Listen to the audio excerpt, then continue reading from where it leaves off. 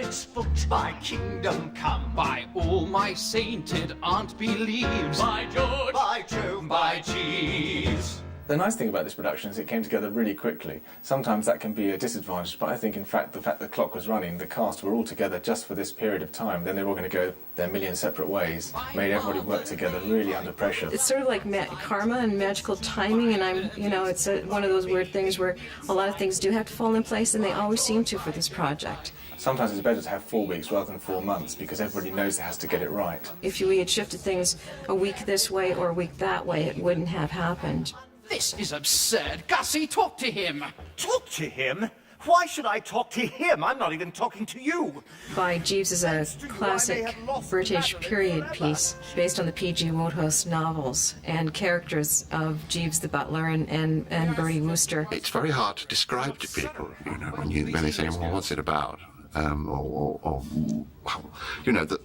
what we're talking about is a man trying to do a show with cardboard boxes and string, and it's sort of like so low tech and so unmusical. The premise of the evening is that Bertie Wooster is going to perform a banjo concert that supposedly he and I have rehearsed, and right before, as the concert is about to begin, he discovers that the banjo has been stolen. Where the blazes is my banjo? I fear it has been stolen, sir. Stolen? Yes, sir. My banjo? Yes, sir. Well, who on earth would want to steal it? A music lover, perhaps? Jeeves has masterminded the entire evening.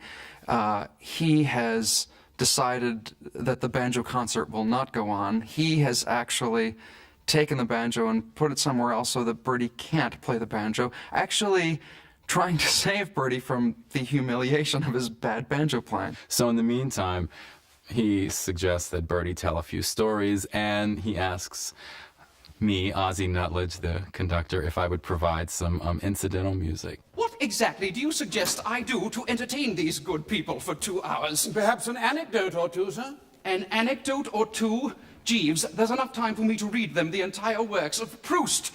Please excuse us. That is not a solution. May I suggest that whilst we deliberate, sir, we ask Mr. Nutledge to entertain with a little mood music? Bertie Wooster Very well, Jeeves. is an English aristocratic twit.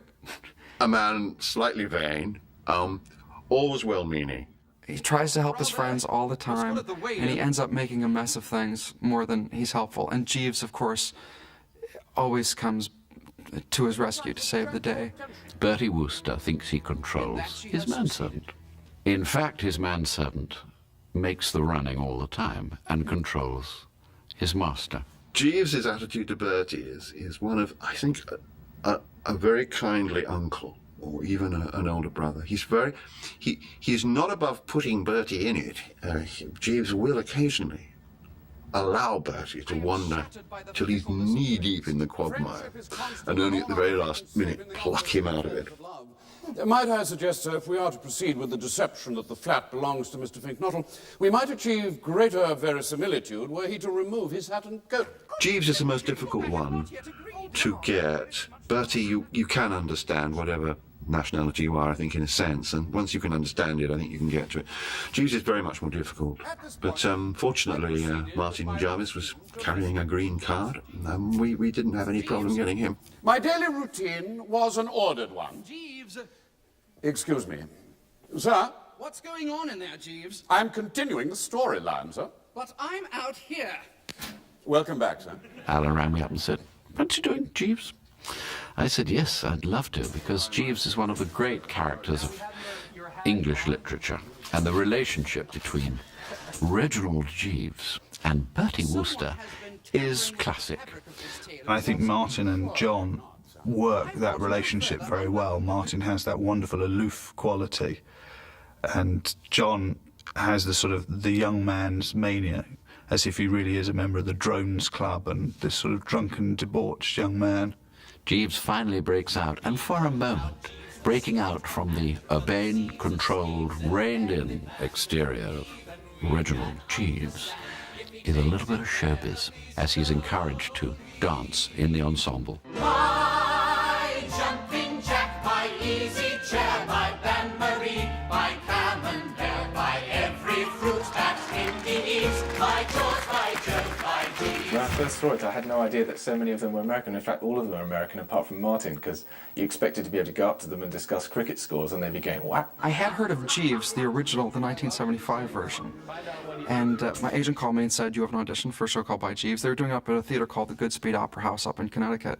Then my agent said it was Andrew Lloyd Webber and Alan Ayckbourn show, and so I went and I auditioned for it. It's a huge role. I'm literally off stage for one page of the script, and so I got the script and I was like leafing through it, and I was like, oh, that's a good part. Oh my God. Looks good. I've always loved the Woodhouse characters, and Bertie and Jeeves are, of course, absolute classics. And originally the idea was that I would write a musical with Tim Rice about it. We thought it'd be quite a funny follow-up to Jesus Christ Superstar and take everybody a bit by surprise. The trouble is we laughed so much when we were doing it that we never got around to doing it. Although we wrote a couple of songs together, in the end of the day he decided he didn't want to do the book, and then the idea was that Alan Ayckbourn would do the book, and then it became that Alan Ayckbourn would do the lyrics as well because Tim withdrew from it, and that was how the first, it was called Jeeves in those days, started. I was very conscious of trying to capture a writer I adored and had grown up with, P.G. Woodhouse, and if there was a criticism of it, quite a lot of criticism of that production, it was that I was probably too slavishly anxious to capture a book and the characters. The first night in Bristol was a disaster. It was nearly 4 hours long. And of all of the shows that needs to be fast and snappy and quick and on the ball, it's Jeeves, and it wasn't. That was the biggest disaster in the world. I buried it. And I have to say, I think Andrew dug it up again because he really wanted to make that work. And he kept on at me for 20 years. Then in 1996, Alan had rebuilt the Stephen Joseph Theatre in Scarborough and said to Andrew that they could rework the show. We renamed it significantly so that it had no relationship to the other. And I totally rewrote the book.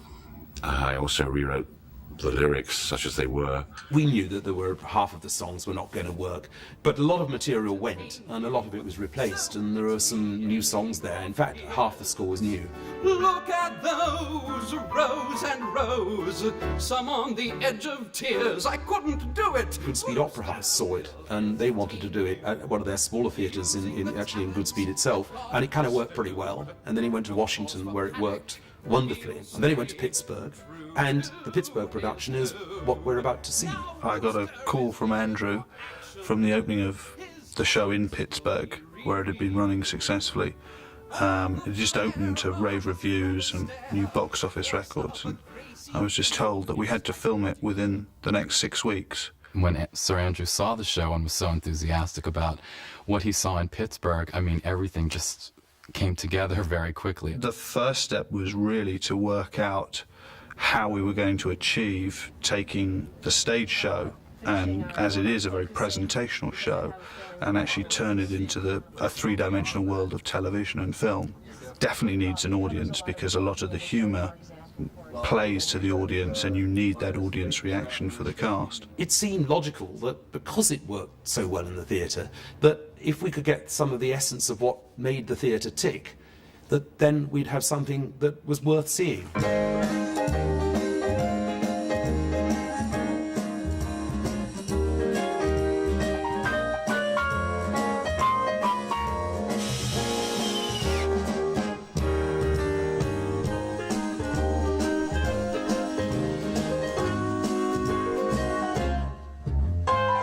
I found out the show was going to be filmed in Toronto about 2 weeks ago. Had a meeting with the producer, Alan Ayckbourn. So we started to design it on the Wednesday. It actually arrived here on the next Monday. And they went straight into production. All I had was a few drawings, and I saw one picture or two pictures of what it looked like. So it was a gigantic jigsaw puzzle for me with no labels to go by. So I had to put it together 2 or 3 times before we found exactly what it would look like. We got, right off the bat, some fabulous designs from the UK design team. And the CBC folks in the design department have just made miracles happen, pulling it together very quickly, and I think really well. It has the feeling of a small town hall from the period, and I'm only wishing I was going to be one of the people in the audience. Roger, how would you like this flat? In the bin. One of the great ironies of this production is that most people will say, well, they just went to a village hall. And this was a village hall built 10 stories up in the middle of Toronto to look like a sort of place you might find in Hampshire or, in fact, I think in Sheffield where Roger designed it. The inspiration comes from a Methodist church hall in Sheffield in the UK. I went in there and it seemed to me to be absolutely perfect. The idea of lots of doors for many entrances, you could use them in lots of different ways, seemed to work very well. Bertie! Bertie! Oh, there you are, you idiot! What do you think you're doing? Oh, Steffi, you've got to help me! Music is very, very important to this. It's not a simple piece in that there's not straight musical numbers, and that's the entire piece. There's musical numbers with dialogue. How do I entertain them? Might I suggest that you reminisce? You can't just dedicate yourself to making the music track perfect and thinking that that will run the piece. You then have to go after some performances. Nigel Wright, our music producer, has been with us for many years and has done everything from stage to records to film. About 15 years ago, I met up with Andrew Lloyd Webber and started to work with him on some of his stage shows, albums of stage shows. And then we gradually started to turn all these stage shows into films and videos. There's a measure of comfort because Nigel has worked with musical, both performers and recording studios here, and music is as important as visuals to this team. When you start to think about turning a theatre stage show into something for TV, you have to remember that what happens in a stage show, the live feel of the stage show is very much a part of its appeal, and you can lose that very easily in the sort of one dimension that is television or film. It is difficult in terms of the music of the show. Wade Russo, our music director, has been an absolute godsend. He's explained the show and taught the show to some great musicians here in Toronto.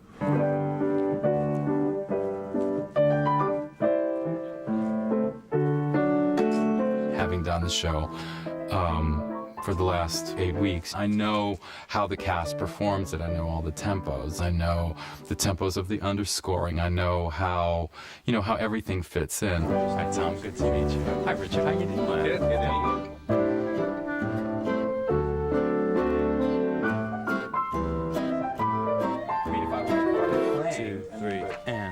Make sure your hands are inside.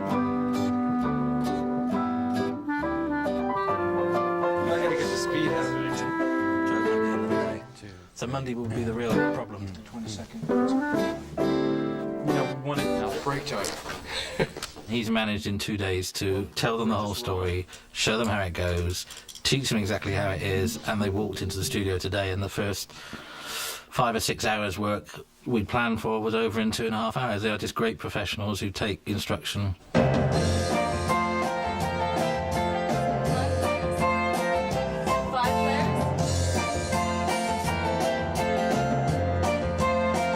There's such a good spirit about the music that if you're lucky, and we were very lucky to find musicians that had great spirits about playing the music and coming together in a short amount of time and learning the music and really applying their talents to the project. Most of the stage directors we've worked with don't necessarily have the experience of working with television and film crews, and certainly not the multi-camera aspect of that.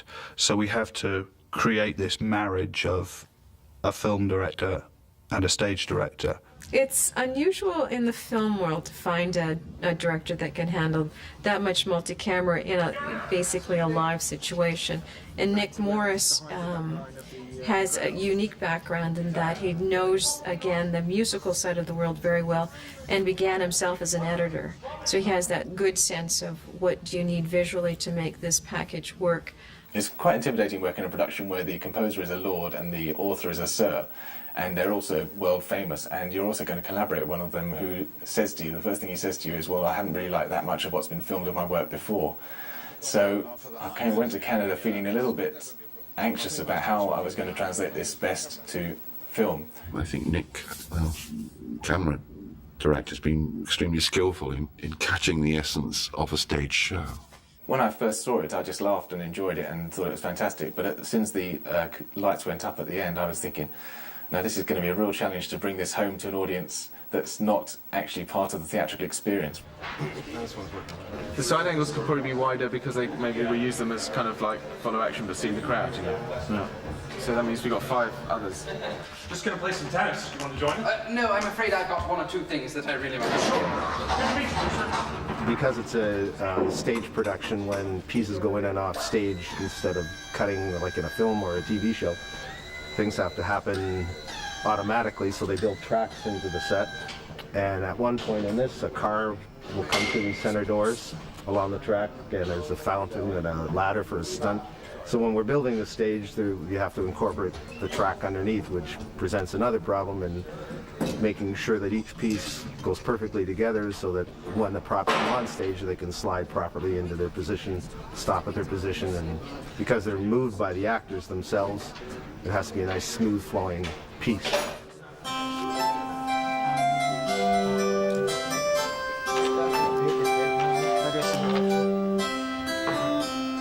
What we're doing here is we're hanging a theatrical lighting plot in a television studio and supplementing it with television lighting in order to get a film version of this play.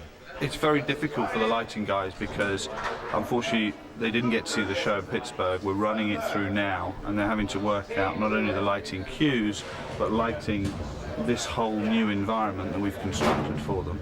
In the theater, the lighting has a tendency to be a little more toppy, a little steeper, which is fine for the human eye because it's very sensitive. A camera likes a little bit of flatter light source, so we want to make sure that the camera gets enough light at a flattering enough angle that will give us the results we want on video. 3, 2, 1, and who's the man you've all been sitting there? The other thing that we've decided to do along the way is to also record the vocals for all of the performers, so that on the day they're basically syncing to the vocals that are laid down to this music track, and then doing the live dialogue in between. Banjo boy, play a number for me. Won't you play that melody? When you start to playing, Mama starts a swaying. She's right there with them, stomping that rhythm. Banjo boy, banjo boy. These actors have performed the show a number of times, and some of them, actually, I would say 2/3 of the cast were from the original company at Goodspeed and have traveled with the show as well. So they're very, I mean, the music is in their bodies. When you start to syncopate, song that seems to orchestrate, the Swanee stops his blowing. Just hear him play. You can pump your heartstrings full of joy. That's Banjo Boy. When they walk into a studio, you have to keep telling them to stay in character and act the part as if they were on stage. Because when they're singing and when they go onto the stage, they react totally differently to the way they are in a studio. Whose name they shout from Maine to Illinois. That's Banjo Boy.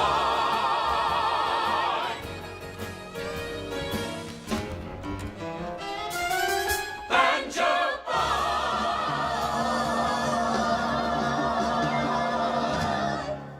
Andrew Lloyd Webber's music has always, it seemed to me, contained something that gets under the skin of our existence. It's an English tradition. We like to say hello.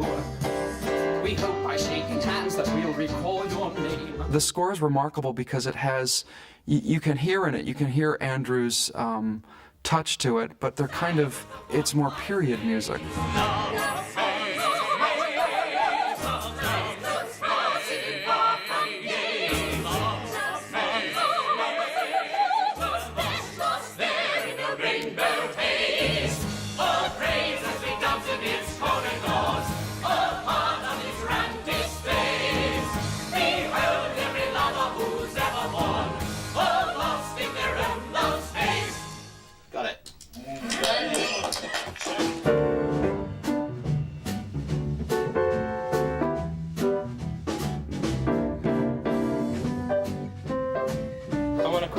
about the only change that I'm going to make today, and it's not a permanent change, it's just a suggestion. But this is great because this is like, I must say, a very large church hall, parish hall. All the world's a stage, they say, and this evening practically all of them have put in an appearance. Thank you, Ozzy. Who's the man you've all been sitting there anticipating? We're sort of building very slowly. We're going from a rehearsal day that gives them an opportunity to get to know the set and to walk around and revisit where they need to move, because a few things will have been changed by the time they walk onto that stage in our studio. So they have that kind of day for us and for themselves just to become acquainted. And then the second true day of rehearsal is with Sheila Carter, who's going to walk them through all of their major pieces and possibly sort of rethink a few things based on this on the size of the area they have to work in. The numbers, although they've got to be disciplined and tidy, they've got to look as if they're quite spontaneous. So that's what I'm looking for. I'm going to rough them up a little bit.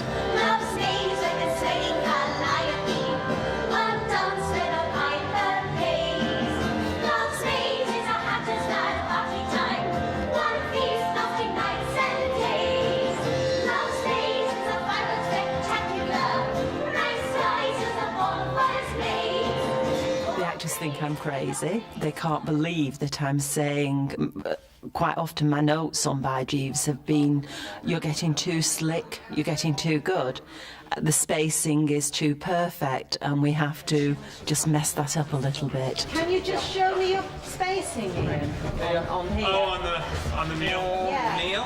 I think I balanced that a little bit. Just the other. Could you go out just a little tiny bit? Can you get out?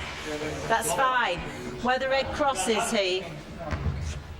That's great. That looked fine. Any problems?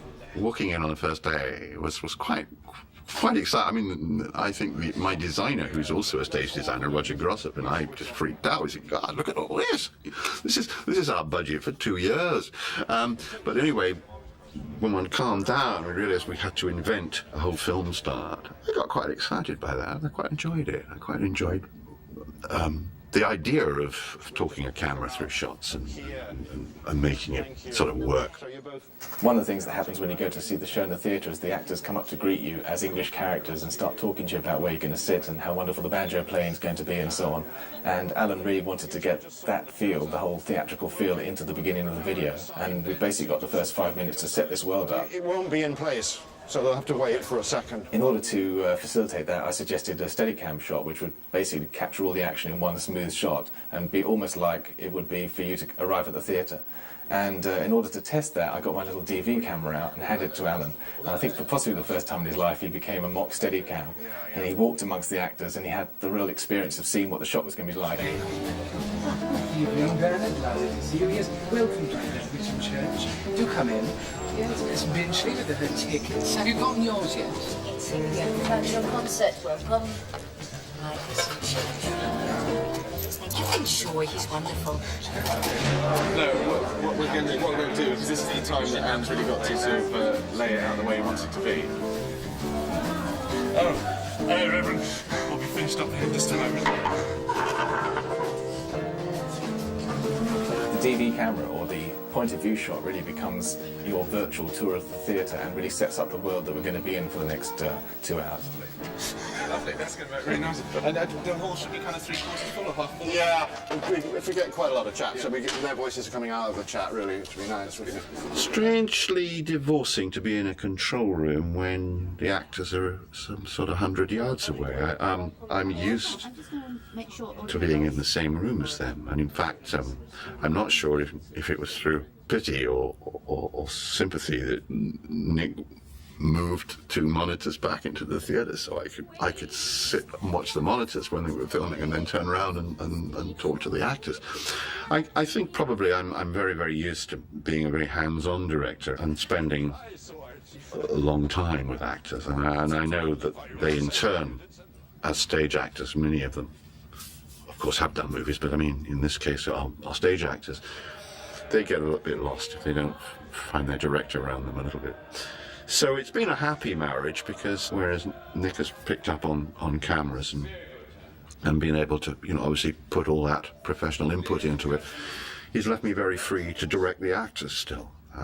So in a sense, it's been fine, but weird. I was very apprehensive when I came over here because I was going to be working with an all-American cast, or very nearly. In fact, they took to the characters very quickly. I think they had an understanding. I mean, the trimmings were, you know, obviously pronunciation and a certain unlearning. Everything that Alan says when you're being directed by him, when you're discussing, when you're having notes afterwards, is a sort of theatre masterclass. So as far as I'm concerned, it's just a joy, really, to be able to work with the best. Sir Alan inspires me greatly. I just think he's got such wonderful imagination, and he passes on ideas to me, which then hopefully spark me off. It stretches me with the things that he writes and expects you to do, but it's always good fun, and we always laugh about things. Car! Is that a problem, Jeeves? Are the stage management up to the challenge? Indeed they are, sir.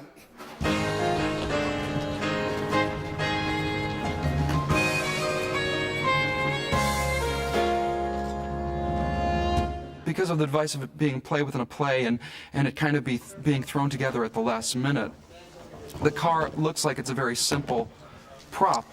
Steering wheel of the car. This is the instant car. Kitchen table turned upside down. Cardboard boxes to represent the engine, and that's the boot. And a sofa to sit on. This doesn't look silly at all, does it? Oh, no, sir. It's actually sort of driven like a kind of gigantic perambulator, which Bertie can drive, and this car goes on a trip. And I just love being able to control this car, and it is quite bizarre, mad, surreal. It is a very surreal production. Look onward and look out! Lord! The tune Travel Hopefully came from a musical that I wrote with Tim Rice years and years ago called The Likes of Us that never ever saw the light of day. I ain't got no gifts to bring. This ain't Paris, it ain't spring. No pearls for you to wear. I wouldn't mind a bit of that. It actually did make the first preview in Bristol because the song we had there, which was another travelling song, simply didn't work at all. I just said to Alan, look, I've got this tune.